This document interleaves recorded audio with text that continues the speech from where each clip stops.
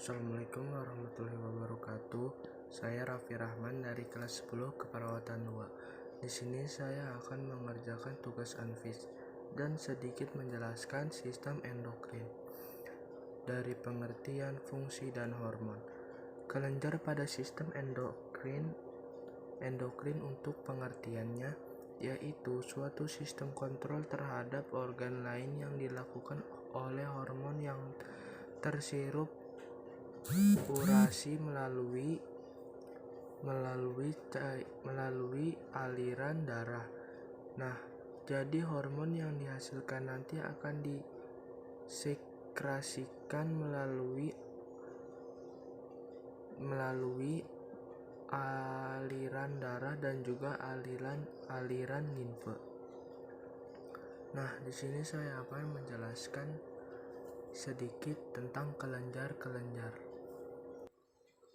Nah, yang pertama di bagian atas ini adalah kelenjar hifosis. Nah, kelenjar hifosis ini terletak di dalam otak. Di fossa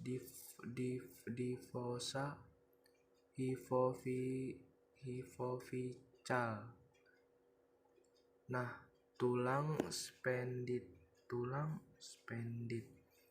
Beratnya itu sekitar 0,5 gram. Nah, tren dari dua lobus, yaitu lobus anterior dan lobus belakang posterior. Nah, lobus anterior akan menghasilkan hormon. Nah, hormon apa saja? Nah, yaitu hormon somatotropin hormon yang berfungsi untuk memacu pertumbuhan agar pertumbuhannya maksimal terjadi pada anak-anak sampai dengan dewasa. Nah, tiroid yang kedua, tiroid stimulating hormone untuk merangsang stimulasi pengeluaran hormon.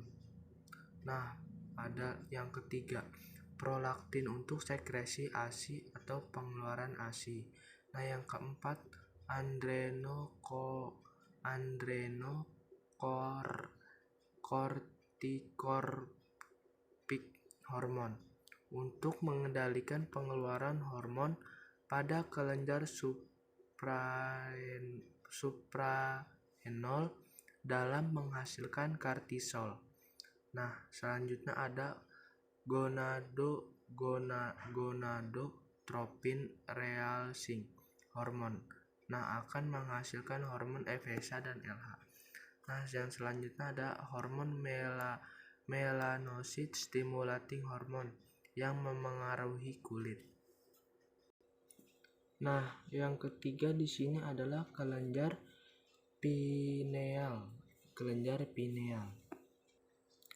Kelenjar pineal ini menghasilkan hormon melatonin.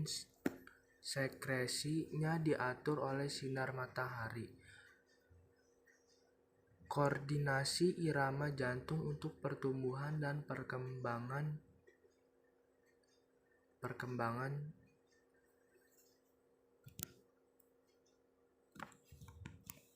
Dan selanjutnya di sini ada kelenjar tiroid. Nah, kelenjar tiroid ini terletak di leher bagian bawah, melekat pada tulang laring sebelah kanan depan trakea. Bentuknya seperti kupu-kupu, akan menghasilkan hormon timosin dan kalsitonin atau TU. Nah, selanjutnya di sini ada hormon timus. Hormon timus, hormon yang menghasilkan adalah hormon timosin untuk mendukung proses pertumbuhan. Nah, selanjutnya ada yang namanya kelenjar suprarenal. Nah, kelenjar suprarenal ini dibagi menjadi dua bagian, korteks dan madula. Korteks bagian luar dan madula bagian dalam.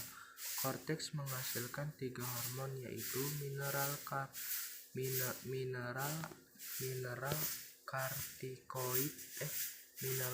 kartikoid untuk mengatur keseimbangan air elektrolit dalam tubuh. Nah, yang kedua adalah glukokortikoid untuk mengatur metabolisme.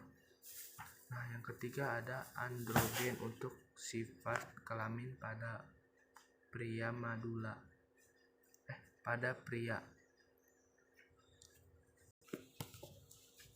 Nah, selanjutnya di sini ada namanya kelenjar pankreas.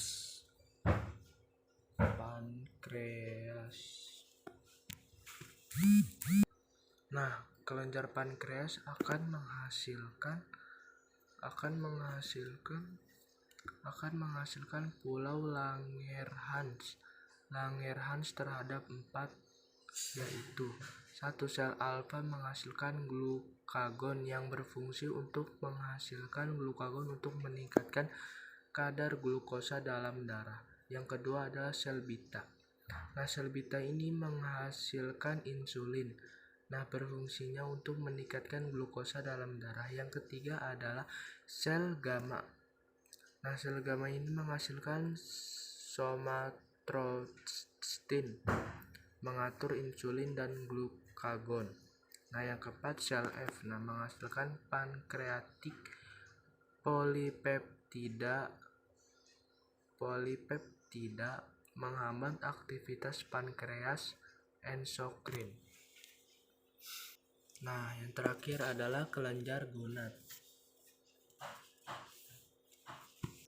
Nah, kelenjar gonad ini dihasilkan di ovarium. Ovarium akan menghasilkan hormon estrogen dan progesteron. Pada laki-laki dihasilkan